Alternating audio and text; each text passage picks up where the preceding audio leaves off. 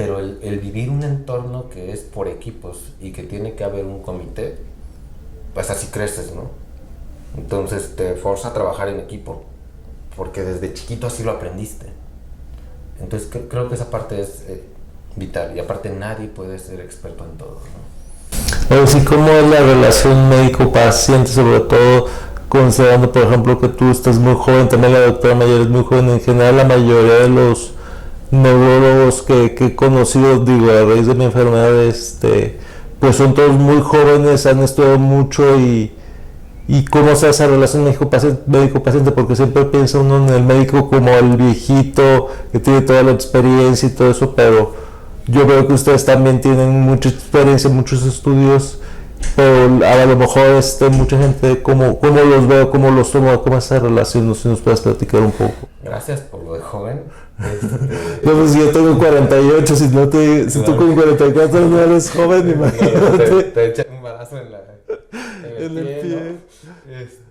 Fíjate que cuando uno recién va saliendo, yo al principio hasta quería pintarme canas, porque uno sale queriendo comerse el mundo, sientes que estás aprendiendo lo último de lo último, te percibes como yo ya vengo y soy el top en esto, estoy muy bien preparado, y la gente te ve muy muy joven, es decir, todavía hace 9 años era imposible y tienes hasta cierta frustración en decir, híjole, ¿no? O sea, yo creo que yo podría ayudarle, y el paciente percibe es que estás muy joven. Conforme va pasando el tiempo, creo que uno va entendiendo que sí,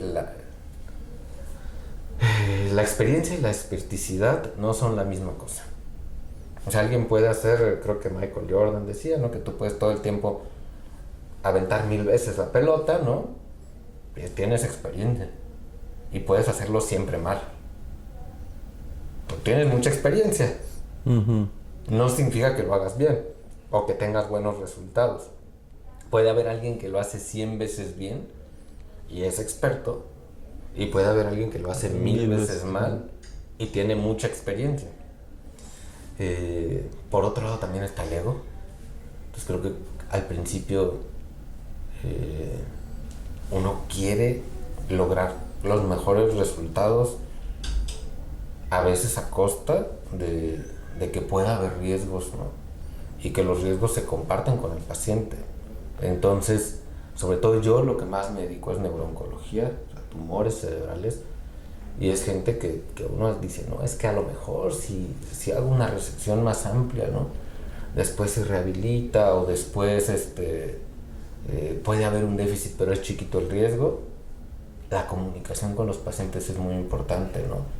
Y te das cuenta que, aunque siempre nos dicen es que no mezcles o no lo pienses como en tu familia, yo eso creo que no es cierto, ¿no? O sea, tú tienes que pensar en el paciente y decir, ese riesgo lo asumiría si fuera mi hermana, ese riesgo lo asumiría si fuera mi familia, y si lo dudas no lo vas a hacer, ¿no? Porque no lo harías tampoco con esa persona. Y dices, híjole, lo platicas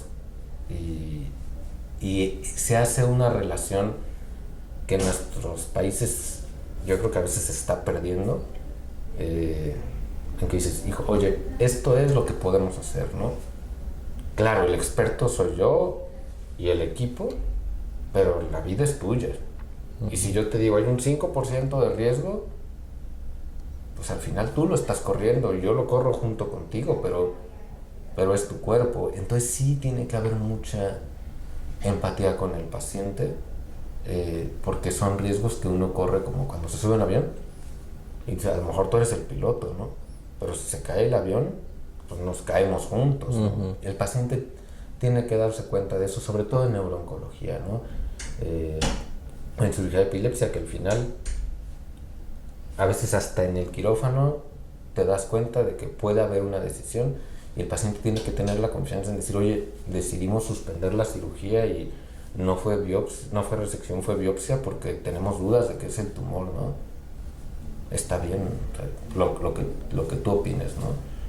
Y hay otros pacientes, pues que a veces como en una relación, ¿no? Desde que entra el paciente, si ya viene con mucho enojo, con mucha frustración, o simplemente no hay empatía, como platicábamos hace ratito, ¿no? Que dices, conocí a un doctor y a lo mejor ese doctor le cae muy bien a muchos de sus pacientes y hubo un clic que tú no hiciste con ese médico, y dices, bueno, pues gracias, ¿no? Eso es muy válido. Yo muy pocas veces, pero sí he dicho con pacientes, sabe que no, o sea, mira, la verdad llevamos muy poquito tiempo, llevamos media hora y yo noto que no hay tanta empatía. Y dices, sabes que ve muchas opiniones y quédate con quien te dé, no solamente que sepas que es experto, sino que también tiene que haber una comunión en ese aspecto de saber que estás poniendo en él mucha parte de tu vida y en todo el equipo que está alrededor.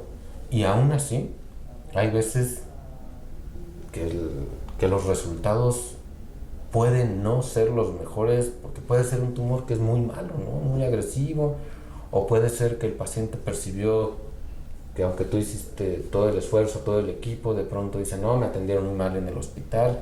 Entonces tiene que haber mucha comunicación para que con la mayoría de los pacientes pues puedas tener el tipo de relación que tú quieras tener, ¿no? No, y es importante eso que decías hace rato de los neurocamilleros.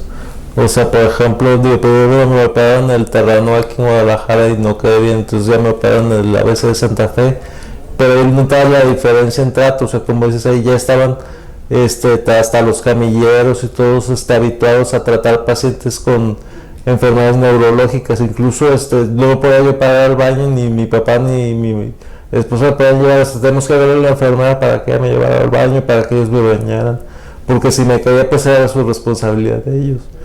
Claro. Entonces, pues la verdad es que sí es importante también, y de hecho desde la resonancia que me hicieron, o sea, ellos ya sabían cómo la quería el doctor, bueno, hacen unas como particiones, cuántas particiones, porque yo llevé una de aquí de Guadalajara y no le sirvió al doctor porque no era como él la necesitaba.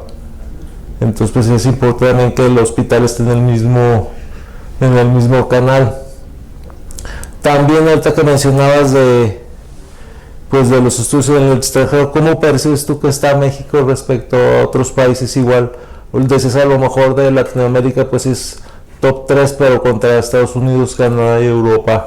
Fíjate que nos pasa, yo creo que lo mismo que en las Olimpiadas, eso le digo a los alumnos, ¿no? Cuando tú calificas algo, lo calificas a veces por promedios, ¿no? O sea, no es que califiques, hay excelentes médicos aquí, hay excelentes grupos, y de pronto dices, hay un neurocirujano excelente, el aneurisma chiquito de la arteria cerebral media, pero no es el común. Hay grupos en general, entonces somos muy buenos en algunos deportes, pero ¿no? En las Olimpiadas, igual en medicina. Pero cuando eso dices, ¿cómo estamos en general? No lo podemos replicar, ¿no? No es que haya una cultura de que en todos los lugares se trabaje en equipo, y yo de verdad creo que es algo muy cultural, porque puede haber lugares que hayan muy pocos recursos y son muy eficientes, y lugares que puede haber que haya muchísimos recursos y no funcionan. Y lo más difícil es la parte humana.